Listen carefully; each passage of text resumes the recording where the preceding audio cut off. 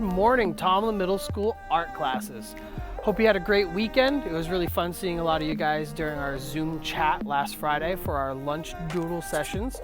I'm hoping to do those every Friday, as a lot of my students have recommended to have them. They said they had a lot of fun.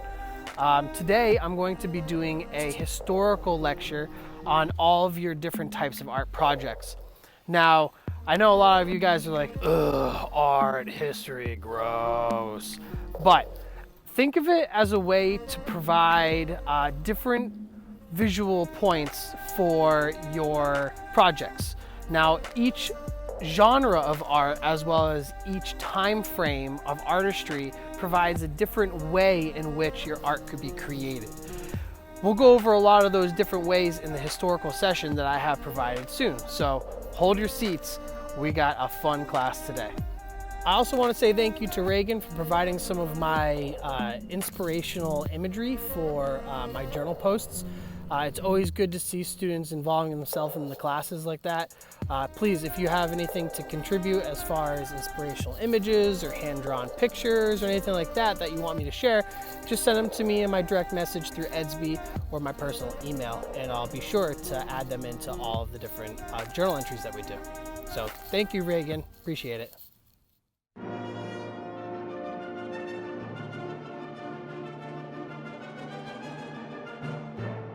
Good afternoon, 3D1 and 3D2 students. Thank you for joining me today.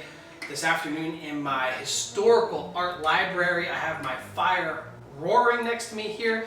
We're going to be talking about different forms of sculptures throughout history. We're going to break it down into three different sections. We're going to talk about found art first. We're going to talk about ephemeral art secondary. And the last thing we're going to bring up is all about natural sculptures. So without any further ado, let me get into it. So the first piece of work I want to talk about is called the Pensacola pebble.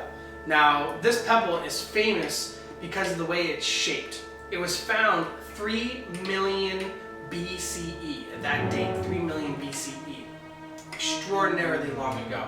Now, what makes this particular pebble extremely important is the fact that it was found 3 miles away from the area that it was picked up. So some caveman picked this pebble up, looked at it, said, wow, this is pretty, and took it with them 3 miles away where it was dropped.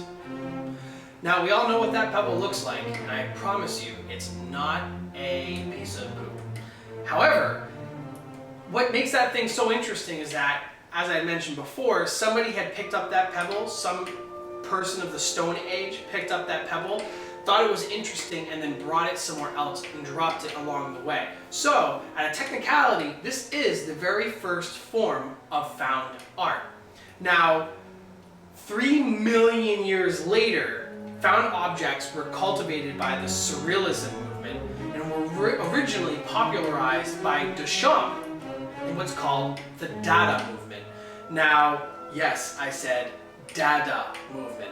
Now that movement, which is who Marcel Duchamp really started making a big predominant scene in this particular piece of work called The Fountain.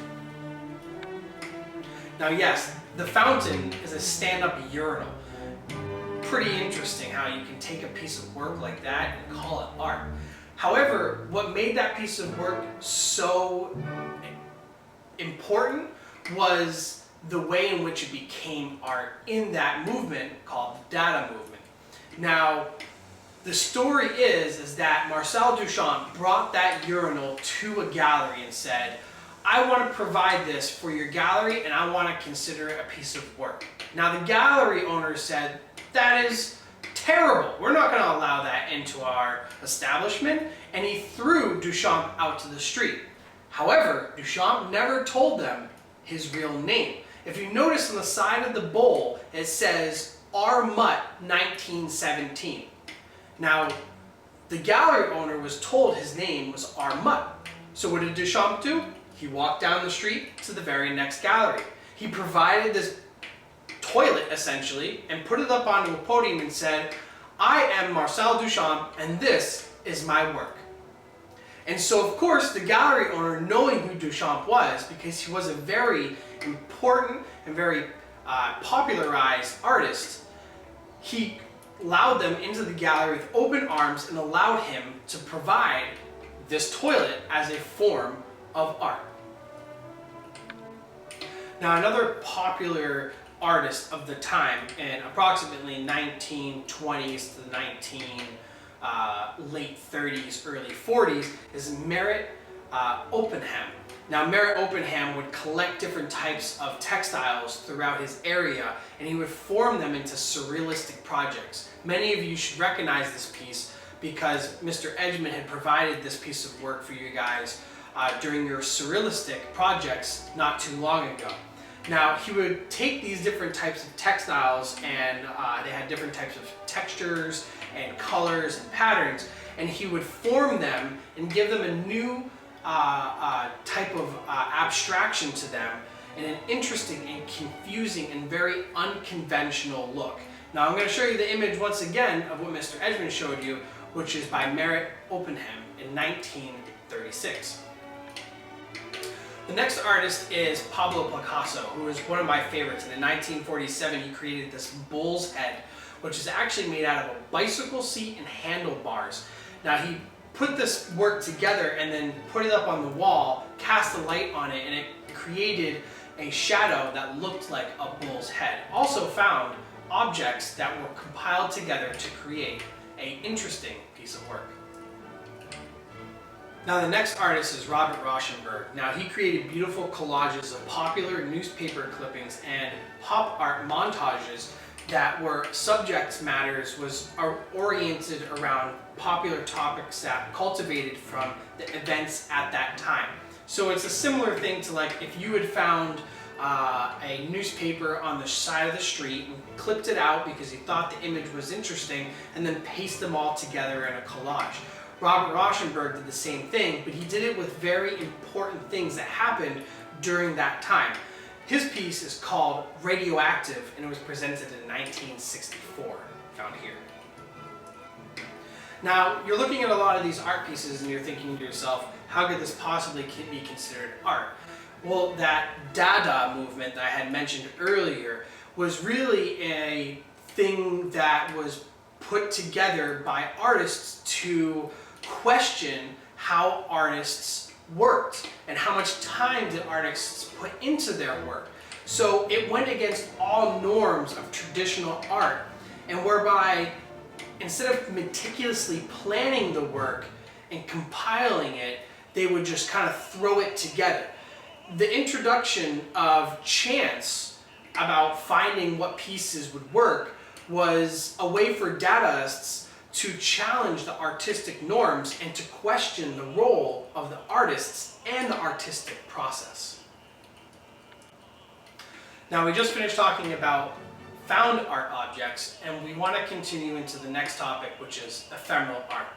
Now, there are many different types of ephemeral art, from sculpture to performance, but the term is usually best describe a work of art that only occurs once. Like, it just happens, it's in the moment, and cannot be embodied in any lasting object to be shown in a museum or a gallery. Now, arguably, the most ephemeral art is street work, or street artists. And the most popularized ones are graffiti artists. They remark on a time and such are destined to disappear. So graffiti art isn't meant to stay forever, it's meant to be covered up or washed away. As Roy English, a famous artist, explains when prompted about the same question, he quotes, "I do not believe street art is meant to be permanent. If the owner of the building wants it down, if someone paints over it to paint something new, it's all fine because it's fulfilled its purpose. These moments are meant to mark time and to remark on the times, and times always change." For this particular artist, Zacharich, which is found in Georgetown, Penang, uses a digital way to provide his work in an ephemeral style. he uses these giant digital rollers, kind of like a mouse, and he would expose the images on the wall in a projected style form of painting. Now, I have this link provided for you guys down below here. Please just take a look at it. He uses these electric paint rollers to create art, and it's also more of a performance piece as well because they don't actually stay on the building. So if you check out the video below, it's only about 2 or 3 minutes. It's a beautiful collection of different types of work that he's done all throughout Georgetown, Penang. Now the last chunk I want to talk about, in addition to the parts we already talked about, which is found art, ephemeral art, now I want to talk about natural sculptures. Now, the artist I want to focus on here, his name is Andy Goldsworthy, and he is a British artist known for his site-specific installations involving natural materials and the passage of time. Now, working both as a photographer and a sculptor, Goldsworthy crafts his installations out of ice, rock, leaves, branches, really whatever he can get his hands on. And then he carefully documents the ephemeral collaborations with nature through photography. He says that it's not about the art. It is just about life and the need to understand a lot of things in life that do not last. The artist currently lives and works from Derbyshire, which is found in the United Kingdom. Now, his work is beautiful. He does a lot of stone stuff. It's definitely one of my favorite artists that I've came across in the many years that I've been working with art. I have worked with a lot of different art forms that are similar to his, and I definitely urge you to go and check out what Andy Goldsworthy has to offer. Check out a lot of his images. His photos are beautiful, and please check out his short documentary called Rivers and Tides. Drawing. Thank you guys for watching. See you soon.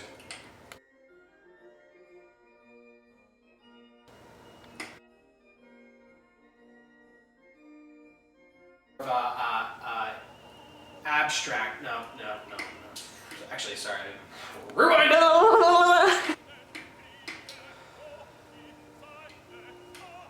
Sorry, cut. Landscape painting is the deception of. I'm sorry. Start over. Ephemeral art. Now, ephemeral. Oh. Interruptions. Fire rolling here, or roaring here, or rolling with a roar.